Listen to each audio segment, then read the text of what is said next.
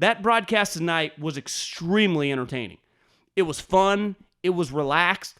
But then they could also get serious. And I think what you see with Peyton and Eli is they kind of balance each other out. And as someone that grew up with a brother, you just naturally have different personalities, typically. I think if you get a family of 4, 3 of the 4 kids are going to be, on different ends of the spectrum with how they act and how they conduct themselves. One guy's extroverted, one guy's introverted. And you see that with Peyton Manning and Eli Manning. Eli's a little quieter. Peyton's a little bit more aggressive.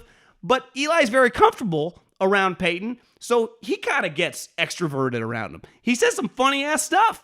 And Peyton and both those guys, when they would really lock in and geek out on plays, it was fantastic. And then Russell Wilson, who can be a little bit of a stiff, it was the most relaxed I've ever seen him. Of course, they're going to be relaxed, or he's going to be relaxed around Peyton and Eli. That broadcast now, tonight was perfect. The game was awesome. It was fun down the stretch. Those guys were at a loss for words when the Raiders throw a pick in the end zone in overtime, and then they blow a field goal, and then they bring on Derek back on, and then they throw a game-winning touchdown. I mean, all their jaws were like hitting the floor, but it was cool to witness. And we don't get to see, we've seen Peyton a lot, obviously, in commercials. He's pretty outspoken in different things in the sense of they put him, for the NFL, ESPN+, but just in a setting where he's sitting at his house. I don't know if that was his house, his studio, wherever the hell he is, with Eli. And as it went on, they just relaxed. And it was fun. It was easy to just kind of kick back and lock into those guys.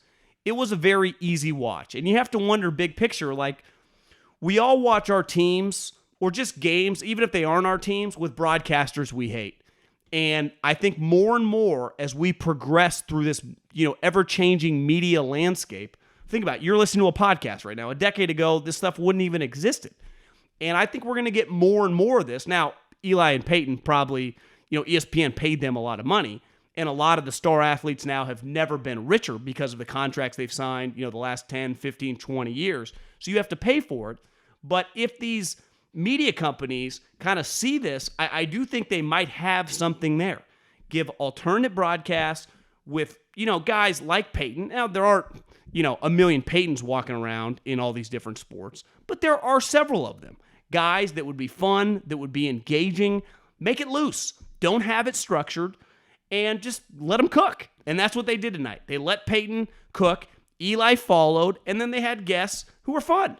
Ray Lewis making fun of Eli Manning for his rookie debut against the Ravens when his passer rating was like 0.0. Eli threw for like 20 yards and 2 picks. Like, that's entertaining. Hearing Peyton tell stories about when he chewed out a ref, he called the league office.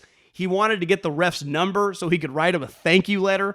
The league office told him they would not give him the address because they were scared that Peyton was actually lying and he was going to call and chew them out when he really just wanted to write him an apology.